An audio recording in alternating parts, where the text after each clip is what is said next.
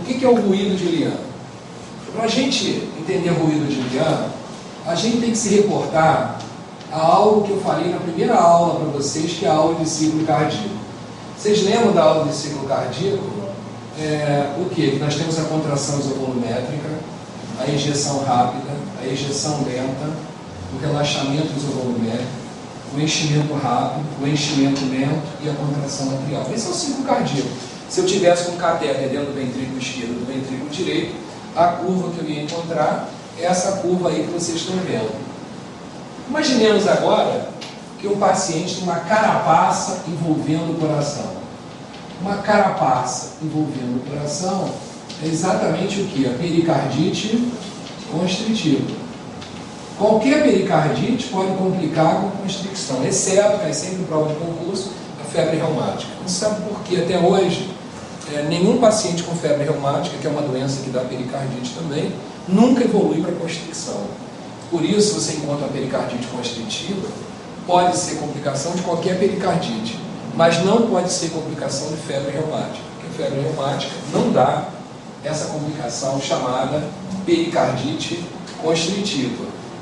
Ora, pela pericardite constritiva, eu vou impedir o coração de ser o que ele é normalmente, que é como se fosse uma bola inflável. O coração se enche e esvazia. Enche e esvazia. Na pericardite constritiva, é como se eu tivesse o quê? Uma grade no coração. Como se eu tivesse uma grade no coração. Quer dizer, há uma carapaça e essa carapaça impede o quê? Que o coração sofra distensão. Ora, isso vai atrapalhar a sístole? Não, vai atrapalhar principalmente o quê?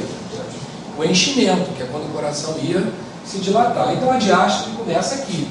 Vocês sabem, com relaxamento isovolumétrico. Então tudo bem. Eu tenho na pericardite constritiva, essa curvinha amarela do relaxamento isovolumétrico, mas o que acontece? Na hora que a válvula mitral ou tricúspide se abrir, o sangue entrar no ventrículo, a pressão no ventrículo está muito baixa, porque esse coração se esvazia fácil, porque ele tem pouco sangue que ele está recebendo. Então a pressão dentro dele é muito baixa. Ora, ele está vazio, completamente vazio, então essa curva desce até um pouco mais do que o normal. Mas a capacidade desse ventrículo de receber sangue está reduzida, porque existe a carapaça. Então, com um pouquinho de sangue que entra, a pressão já vai aumentar abruptamente, e mais do que o normal. E é claro, vai parar sob pressão também. Na hora que o sangue então entra no ventrículo, que é o enchimento, a pressão aumenta muito.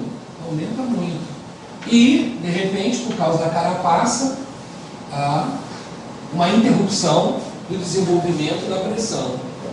Consequentemente, quando eu tenho pericardite constritiva, eu tenho essa curva de pressão, que se chama curva de raiz quadrada, também chamada em inglês de square root, é isso?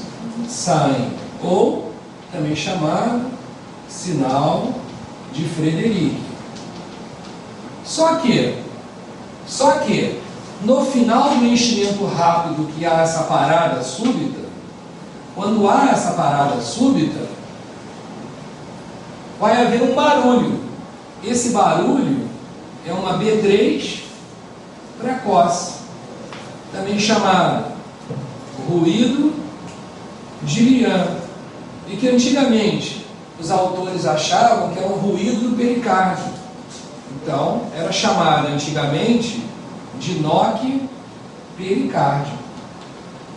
Antigamente era conhecida com o nome de NOC pericárdio.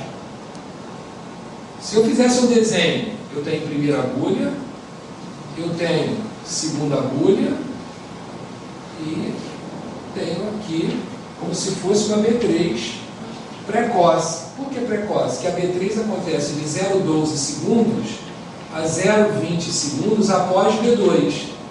E nesse caso, ela acontece abaixo de 0,12 segundos. Ela acontece abaixo de 0,12 segundos. Por isso, podemos considerá-la como sendo B3 precoce, ou ruído de Lian, ou NOC pericárdio. Então, apesar do nome NOC pericárdio, Não tem nada a ver esse barulho com o sendo causado pelo pericárdio. Ele não é causado pelo pericárdio. Mas ele ocorre numa doença do pericárdio, que se chama pericardite constritiva, que é uma complicação de pericardite como um todo. Na prática médica, quando você encontra um paciente com pericardite constritiva, você sempre pensa em tuberculose. Mas viroses quaisquer podem determinar